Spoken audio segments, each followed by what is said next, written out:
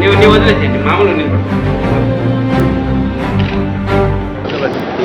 రాష్ట్ర ముఖ్యమంత్రి చంద్రబాబు నాయుడు గారు 2014 ఎన్నికల సమయంలో ప్రతి నిరుద్యోగికి ఉద్యోగ అవకాశం కల్పిస్తాం, లేని పక్షంలో 1000 రూపాయల నుంచి 2000 రూపాయల వరకు నిరుద్యోగ వృత్తి కల్పిస్తామని చెప్పి తప్పుడు ప్రచారాలు చేసి ఈరోజు చంద్రబాబు నాయుడు గారు గద్దెన ఎక్కి దాదాపు 3 సంవత్సరాలు కావస్తున్నప్పటికీ నిరుద్యోగ యువతకు ఇచ్చినటువంటి హామీలు ఏవైతున్నాయో అవి ఏమాత్రం నెరవేర్చుకోకుండా ఈరోజు నిర్లక్ష్యంగా వివరించడం జరుగుతుంది.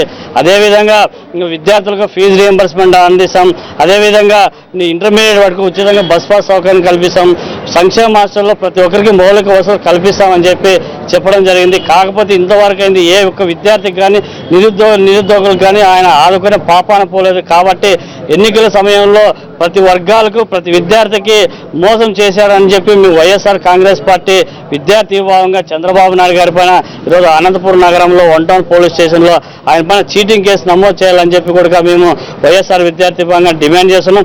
ఇప్పటికైనా కూడా చంద్రబాబు నాయుడు గారు ఈ ఎన్నికల ముందు ఇచ్చినటువంటి హామీలు ఏవైతే అవన్నీ నెరవేర్చాలా, లేని పక్షంలో వైఎస్ఆర్ విద్యార్థి విభాగం ఆధ్వర్యంలో అనంతపురం జిల్లా వ్యాప్తంగా రాష్ట్ర వ్యాప్తంగా కూడా అనేక ఆందోళన కార్యక్రమాలు చేపట్టి చంద్రబాబు నాయుడు గారు మెడలు వంచడానికైనా సిద్ధంగా ఉన్నామని చెప్పి వైఎస్ఆర్ విద్యార్థి విభాగంగా రాష్ట్ర ముఖ్యమంత్రికి హెచ్చరిస్తున్నాం.